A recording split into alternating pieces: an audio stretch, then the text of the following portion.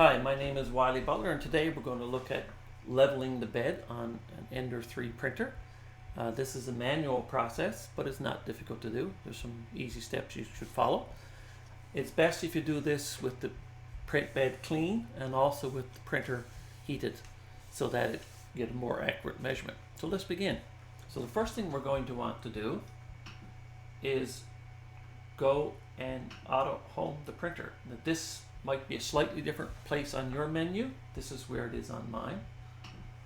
And at this point, the printer is going to move to 0 on the X, 0 on the Y, and 0 on the Z. So we'll let it come down. When this is done, we actually have to turn off the stepper drivers or the stepper motors so that we can move the head around freely and do our measurements for how far from the bed the printer is. So there we go, it's settled in. So I'm going to do my next step, which is also in the same menu structure, disable steppers. And with them disabled, I can now move the printer around on it. So I'm going to put the printer head basically in 4 places on every corner, and I'm going to do a little measurement to make sure. So let's look at the first thing we're going to need. We're going to need a piece of paper that's a regular printer paper or computer paper you might have. This happens to be a really nice thickness to work with and trying to figure out how close your nozzle needs to be for the bed. So let's look at those knobs here for a minute. If you turn them this way, counterclockwise, you're actually pulling this bed down and making the space between the nozzle and the bed further. If you want it to be tighter, you turn it clockwise and the bed will come up and get closer to the nozzle. So we're going to go ahead and put the paper underneath the first one, and I'm going to turn the nozzle until I've got some nice bit of resistance on the paper, but not enough to scar the paper. So it needs to pull out. So I'm going to go to the next corner, do the same thing. I'm going to turn it so I can get the paper underneath it, and there we are. I'm trying to get about the same feel on all corners. Kind of use a little bit of muscle memory here. And now I'm going to go to the next one. This one's a little harder to get at, but we should be able to do it no problem. And that one feels about right. And we're going to move to the next one. And we're going to check this out. And that one feels about right as well. So we're going to do a test print. So I'm going to start a test print on this one, and we will be right back. Okay, you can see our printer is now getting ready to print. It actually moved to the corner again in its auto home position. At this point, the nozzle is warming up to temperature as well.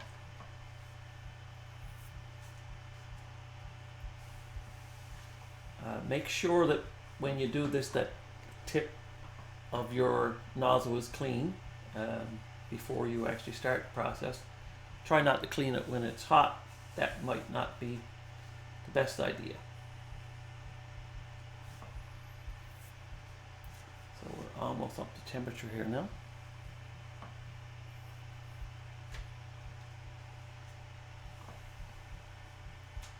We're 150. We need to get, I have this one set at 220 degrees, a little warmer than I would normally print, but it kind of ensures that I'm covering most filaments that you would use in 3D printing with PLA. So I just got a little bit hotter than normal, but this is only for the test print.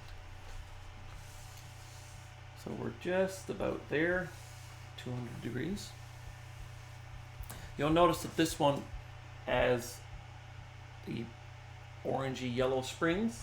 This is an upgrade on your printer. This is a good idea as well because it makes the bed a little stiffer so it doesn't move out of level as much. It's a nice upgrade on your printer. They can be picked up from most places that also sell this printer. They usually have those springs in stock. And we're 219 and we need more 220. It should now start printing. And we should be in just 1 second. There we go. So I'm going to watch this layer very carefully, and I'm going to test it with my finger a little bit, make sure that it's stuck good and it's not too thin. And you can see mine is turning out decent here. I'm going to see that it's the same on both sides of the bed, and they're stuck down good, and it feels about the same on both. You want a bead that's not too thin, but you don't want to be able to loosen it with your finger. So at this point, it looks like this one is going down fairly well. And this is a very short print. This one doesn't take very long. We're already 55% of the way through this one. I normally would not put my fingers on the bed. You want to keep your bed as clean as possible. But for doing this thing, I like to check, make sure I can't move that print. You want to keep your bed as clean as possible. Isopropyl alcohol is your best bet. I clean it after every few prints. You don't need to probably clean it after every print. And try not to have your fingers on the print surface too much. So that is about it. And we thank you for watching. We will talk to you again soon.